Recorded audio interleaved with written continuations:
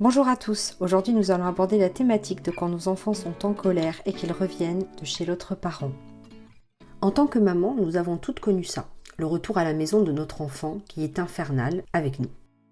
Il est en colère, il nous tape, il nous mord, il nous agresse verbalement, nous dit des choses dures quand ils sont plus grands et notre cœur de maman explose en 1000 morceaux.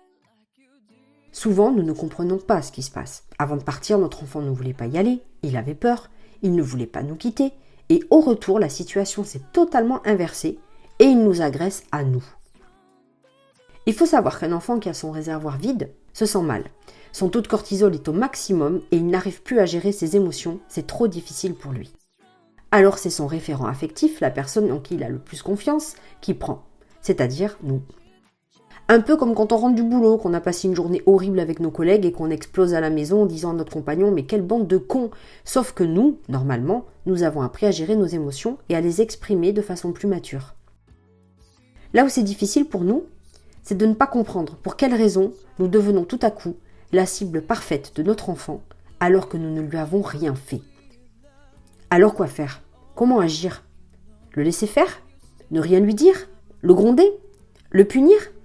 L'idéal dans ces moments-là, c'est de comprendre ce qui se passe en lui.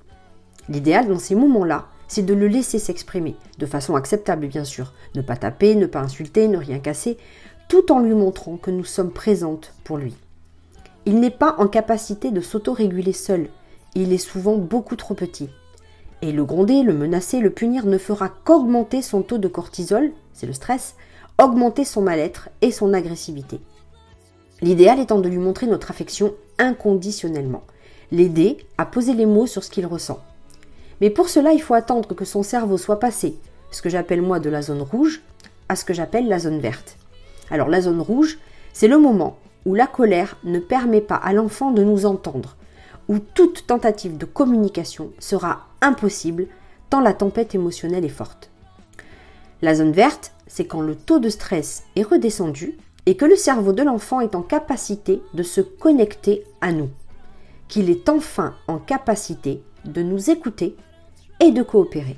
Je parle souvent ici, sur ces podcasts ou sur ces vidéos, de l'importance de la relation de confiance que nous devons instaurer avec notre enfant pour pouvoir avoir non seulement une belle relation avec lui, mais aussi le protéger du parent toxique. Ces clés d'éducation bienveillante en font partie.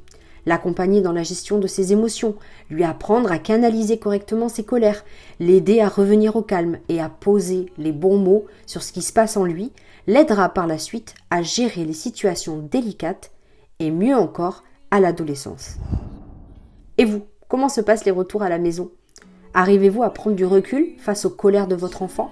Arrivez-vous à comprendre ce qui se passe en lui ? Arrivez-vous à poser les bons mots et à avoir les bonnes attitudes face à ses colères ? N'hésitez pas à venir m'en parler sous ce post en MP ou bien vous pouvez aussi réserver votre demi-heure par téléphone avec le forfait découverte. Vous verrez ça dans ma présentation. Je vous invite également à découvrir mes kits d'éducation positive sur la gestion des crises et la gestion des émotions. À très bientôt. Au revoir.